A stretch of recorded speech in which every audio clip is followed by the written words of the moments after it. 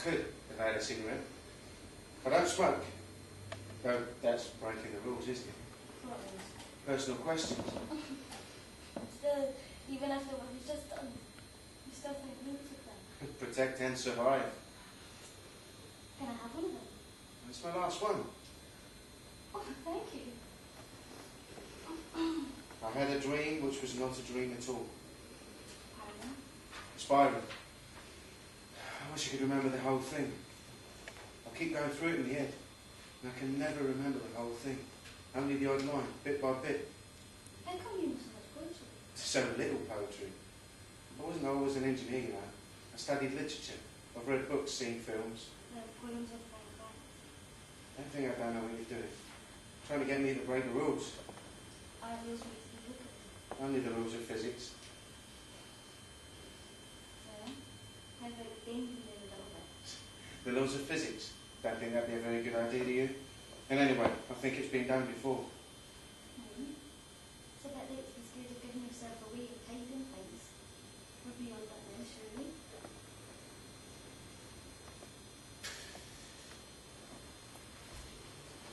Ruperts. That's what we used to call the lads at school who were into poetry. After Rupert Brooke, you know? If I should die and all that. Breathless we flung us on the windy hill. I said I splendidly loved you. Of course we usually called them Ruperts as we were flushing their heads down the toilet. 15-year-old boys are not pleasant things.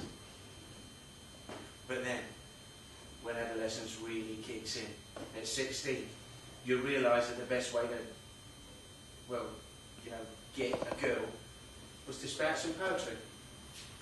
And did it work?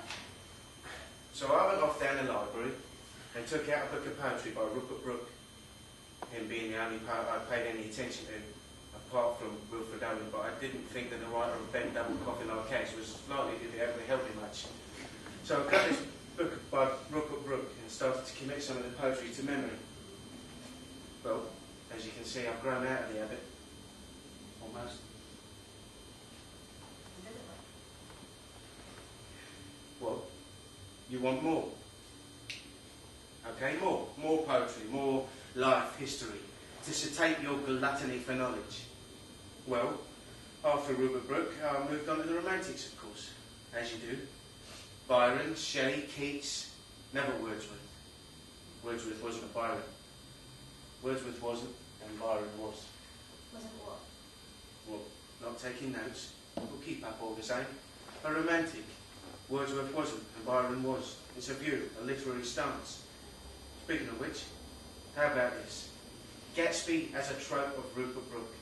The boy with the golden hair and the golden future, destroyed by his love for an unattainable woman. That's not true. Sure. So what is a trope? Give me your best shot. I know. I just can't tell you. I can't think of words. I know exactly how you feel.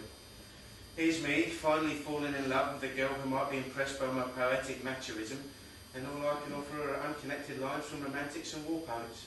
Protect and survive, and half-baked theories that urban myths might actually be cultural tropes. There's an uneasy feeling if Fitzgerald actually had some deep point to get across underneath all that superficiality. And are you sure you love me? It's not just all of this. Of course it's all of this. And of course I'm in love with you. All of this is just part of it. It doesn't really matter. It's the catalyst, the background, the setting and the scenery. I mean, I would have fallen in love with you given the opportunity anywhere. But And after this? what do you mean? I mean, what's going to happen after this? Once we get out? Will we get back to reality? We'll live happily ever after, won't we? Or bring this forward too? We'll grow old and grey sharing boxes of chocolates together. We'll have to go back to the life we had before. And And I'll take you to Turner Green. nothing's ever going to be the same. Nothing ever is. I love you. Well, that's all right then. Is it?